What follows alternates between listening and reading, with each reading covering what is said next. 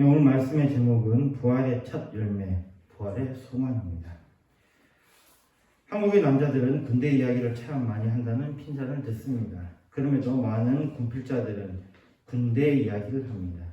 이 이야기를 많이 하는 이유는 이전까지 겪어보지 못한 소위 말하는 비정상적인 것을 경험했기 때문이 아닐까 생각합니다. 그리고 참 힘들고 어려운 과정을 잘 버텨낸 자신에 대한 뿌듯함이 군대에 대한 이야기를 계속하지 않을까 합니다. 물론 이것을 듣기 싫어하는 사람들이 많기는 하지만 말입니다. 추운 겨울에 이상하게 군대는 더 추웠습니다. 군대에서 한겨울 새벽 보초를 섰습니다. 보초를 서보신 분들은 아실 겁니다. 어둠은 깊고 추위는 매섭고 졸음은 쏟아지고 무엇보다도 시간은 멈춘 것 같습니다. 심지어 캄캄한 새벽, 정말로 아무것도 보이지 않는 칠흑 같은 곳에서 무섭기까지 합니다. 하지만 그 고된 시간 속에서도 끝까지 버틸 수 있었던 이유는 단 하나. 곧 아침이 오고 내 보초 당번은 끝난다라는 믿음 때문이었습니다.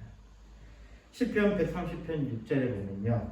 파수꾼이 아침을 기다림보다 내 영혼이 주를 더 기다리나니 참으로 파수꾼의 아침을 기다림보다 더하다라고 말씀합니다.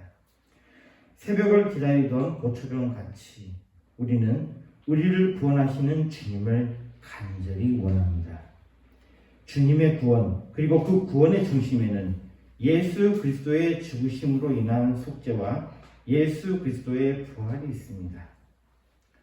오늘은 부활절입니다. 인류 역사에서 가장 위대한 사건, 죽음을 이긴 생명의 승리, 예수 그리스도의 부활을 기념하는 날입니다.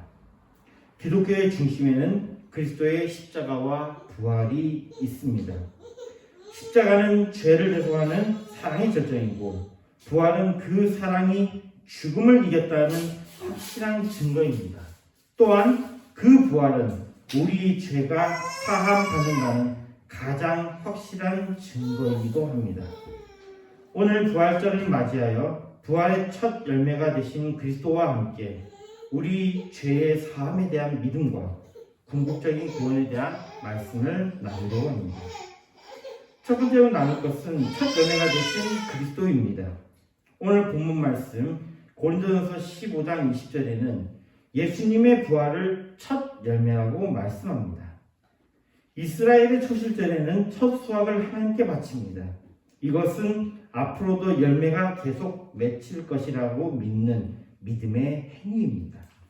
또한 그 믿음과 같이 하나님은 종국에는 추수하게 하셨습니다. 예수님의 부활을 첫 열매, 즉 초실이라고 말씀한 것은 우리도 그 열매가 된다는 것입니다. 예수님은 죽음에서 다시 살아나신 첫 번째 사람, 영원히 다시 죽지 않으시는 부활의 첫 열매가 되셨습니다. 이것은 우리에게 큰 의미를 부여합니다. 예수님의 부활은 우리의 부활이 시작되었다는 선언입니다. 첫 열매가 있다는 것은 이어질 수확, 곧 우리의 부활도 반드시 있다는 보증입니다. 두 번째로는 부활의 확신은 사람을 바꿉니다. 예수님의 부활은 확실한 사건입니다. 첫 번째로 빈 무덤이 이것을 증명합니다. 예수님의 시신은 발견되지 않았습니다. 마태복음 27장 64절에 그러므로 분부하여 그 무덤을 사흘까지 굳게 지키게 하소서. 그의 제자들이 와서 시체를 도둑질하여 가고 백성에게 말하되 그가 죽은 자 가운데서 살아났다 하면 후의 유혹이 전보다 더 될까 하나이다 하니 라고 말씀합니다. 유대 지도자들은 시신을 훔쳐갈 수 있다고 굳건히 지킬 것을 주장했고 그리고 굳건히 지켰습니다. 그러나 사흘 후 예수님의 시신은 거기 없었습니다. 마태복음 28장 13절에 말씀합니다. 가로되 너희는 말하기를 그의 제자들이 밤에 와서 우리가 잘 때에 그를 도둑질하여 갔다 하라. 상당히 흥미로운 이야기죠. 이 사람들은 이럴 거라고 생각하고 굳건히 지켰다 그랬는데 그들은 지키지 못했습니다. 말씀과 같이 유대 지도자들은 시신을 훔쳐갔다고 주장하자는 그런 모의를 했지만 이것은 정말 설득력이 없는 것이 그때 두려워서 도망갔던 제자들이 죽음까지 감수하며 거짓말을 전파할 이유가 전혀 없었습니다. 두 번째로는 다수의 목격자들이 있었습니다. 고린도전서 15장 6절에 그 후에 500의 형제들에게 일시에 보이셨나니 그 중에 지금까지 태반이나 살아있고 어떤 이는 잠들었으며 라고 말씀합니다. 여기에 따르면 부활하신 예수님을 500명 이상이 동시에 목격했습니다. 이는 당대에 살아있던 사람들이 직접 검증할 수 있는 사실이었습니다. 셋째로는 제자들의 변화입니다.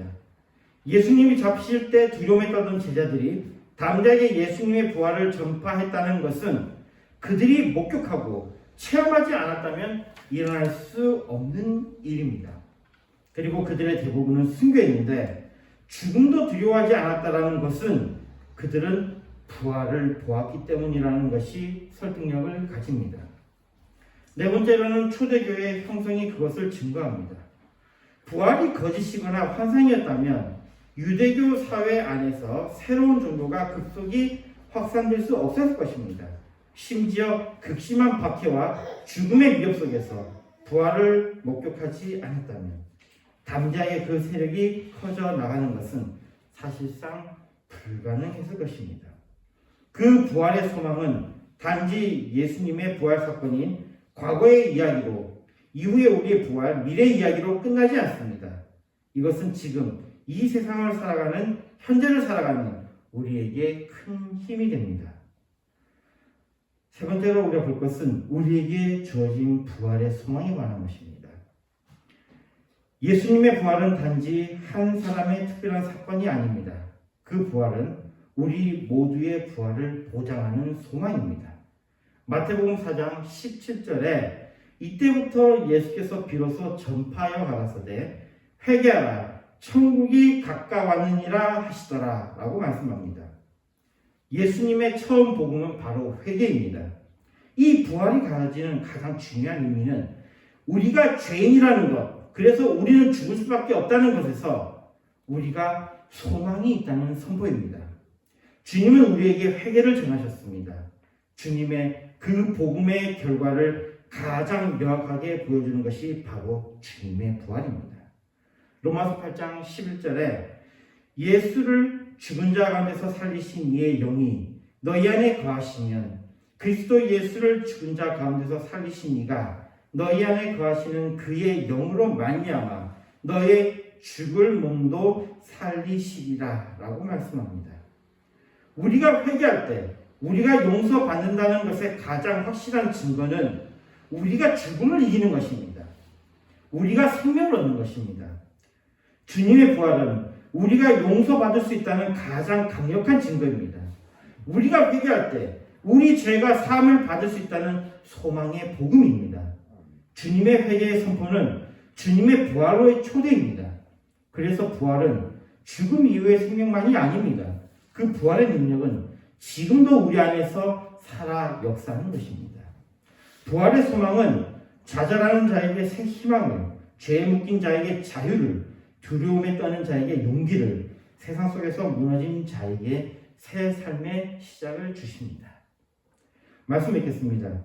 로마서 6장 23절에 죄의 싹슨 사망이요 하나님의 은사는 그리스도 예수 우리 주 안에 있는 영생이니라 라고 말씀합니다. 우리가 죄인이라는 가장 강력한 증거는 우리가 죽는다는 것입니다. 그렇다면 반대로 우리가 용서받았다는 가장 강력한 증거는 우리가 다시 산다는 바로 부활이 가장 강력한 증거가 될 것입니다. 예수님은 부활의 첫 열매가 되셨습니다. 부활의 첫 열매가 되심으로 우리의 부활의 소망이 되셨습니다. 죄인이 자신의 죄를 회개하면 용서에 대한 믿음이 있지 않고서는 불가능합니다. 주님은 용서하십니다. 그래서 우리는 주님께 회개합니다. 그래서 우리는 죄 지은 자에게 용서를 구합니다. 우리도 용서를 구하는 자를 용서합니다. 주님은 우리가 회개할 때 용서하십니다. 그리고 그 용서의 징표를 보이셨습니다. 바로 주님의 부활이 가장 강력한 징표입니다. 죄의 결과가 죽음이었다면 우리의 죄의 용서는 우리의 생명입니다. 요한복음 3장 15절에 말씀합니다. 이는 저를 믿는 자마다 영생을 얻게 하려 하십니다. 예수 그리스도를 믿는 사람에게는 죄의 용서가 있기에 죽음은 끝이 아닙니다. 어둠은 아침을 이기지 못하고 무덤은 생명을 가두지 못합니다. 그리스도께서 다시 살아나셨습니다. 진실로 다시 살아나셨습니다. 이것은 우리가 회개할 때 용서받을 수 있다는 우리의 믿음이며 이것은 우리가 생명을 얻을 수 있다는 우리의 소망이며 우리의 찬송과 감사의 이유입니다. 주님의 부활을 축하하며 부활의 기쁨을 누립시다. 마가복음 16장 6절에 말씀합니다. 청년이 이르되 놀라지 말라. 너희가 십자가에 못 박히신 나사렛 예수를 찾는구나. 그가 살아나셨고 여기 계시지 아니하니라. 보라, 그를 두었던 곳이니라. 아멘. 기도하겠습니다. 하나님 아버지 감사합니다. 우리가 죄인이기에 우리는 죽습니다. 그러나 주님의 용서가 확실한 그 징표는 바로 주님의 부활이며 우리의 부활입니다. 이것을 믿고 살아가는 복된 죄를 되게 하여 주시옵소서. 예수님으로 기도했습니다. 아멘. 찬송가 154장 부분에서 준비하시는 분 하시겠습니다.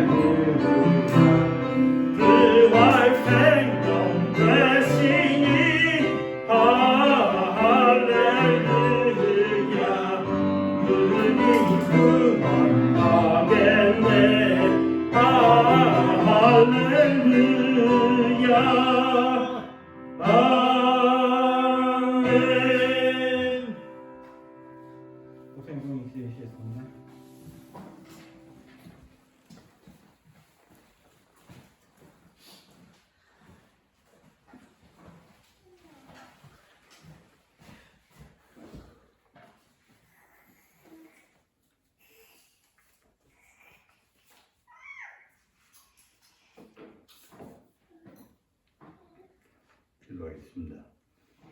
대영아 하나님, 부활의 감사, 최상 부활의 감사 받으니 또 다음 주 대영아 태인님 사장님 11점 1점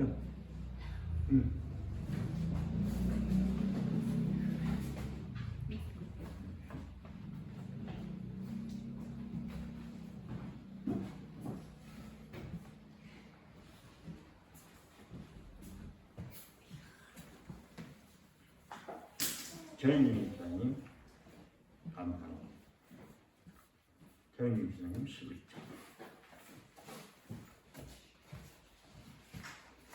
좋으신 하나님 감사합니다. 우리에게 소망은 부활입니다. 다른 종교는 없는 기독교, 바로 구원받는 이름 예수. 오늘 우리에게 이 기쁜 소식을 다시 한번 주시고, 먼저 죄 회개할 때에 용서해 주시고, 죽은 자들이 부활하는 놀라운 새 역사를 주시면 감사합니다. 영원토록 우리에게 영원한 생명을 주신 하나님, 다시 한번 본이 되시고 우리에게 보여주신 주님의 그 놀라운 말씀이 오늘 예배한 저들에게 있어진다는 놀라운 사실을 기억하게 하시고 믿음으로 꼭 승리하게 하여 주옵소서. 11절 감사를 수 이름으로 부활절 삼상금을 드린 손길에 우리 하나님 은혜 입혀 주시고, 저들의 손길이 복되게 하시고 하는 일이 형통케 하시며 풍성하게 하여 주옵소서. 특별히 이곳에 목양교회를 세워주셔서 하나님의 도우심이, 하나님의 역사심이, 성령 충만한 역사가 오늘 목양교회에 넘치게 하여 주옵소서. 이 예배를 드린 자들 모두 다 성령 충만, 믿음 충만, 아버지의 주님이 주신 놀라운 은혜가 넘치게 하여 주옵소서. 이 예물 씌어 있는 곳에 하나님의 나라가 확장되게 하시고, 이 예물 씌어진 것 산사를 영원 살리게 하여 주옵소서. 오늘 귀하고 복된 날, 이 귀한 예배를 드리는 자들 위해 저들의 삶이 풍성케 하시고 형통케 하시며 하나님 잘되는 영육간에 강건케 하여 주옵소서. 예수님의 이름으로 기도드립니다. 아멘.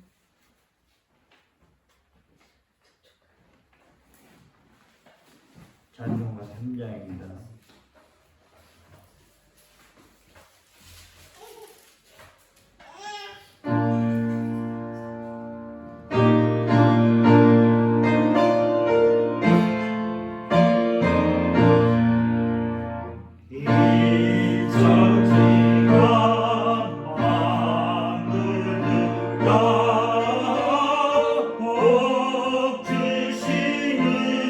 주여